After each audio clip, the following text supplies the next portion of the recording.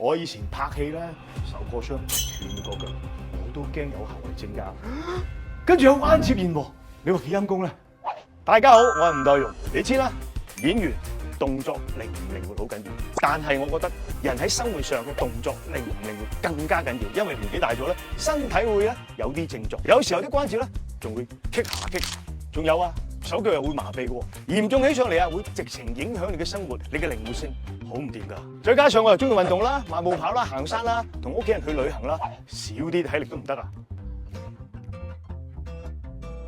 我哋呢啲年紀嘅老人家，即係老友記啦，辛苦咗大半世，結果咧諗住呢段時間可以享受下人生，跟住有關節炎喎，你話幾陰公咧？所以我喺度呼籲大家，一定要提前保養好身體啊！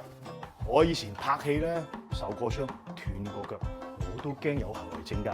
早期食啲好骨嘅奶粉，同埋補下鈣質。咁之前咧有個朋友推薦咗呢個 Movio 嚟自一間 Wellness 嘅公司，喺大馬係非常知名嘅營養品牌。仲有啊，出咗好多口碑好好嘅營養食品。呢個 Movio 咧有好多健康報告，仲有醫療團隊同埋營養師嘅推薦。咁我咧就好奇試一試啦，食咗一排，居然完全係解決咗我關節嘅問題。我而家咧仲一直食緊嘅，所以睇到呢個視頻嘅朋友，千祈唔好忽略關節問題啊！任何年紀嘅人都要保養㗎，有症狀就要正視。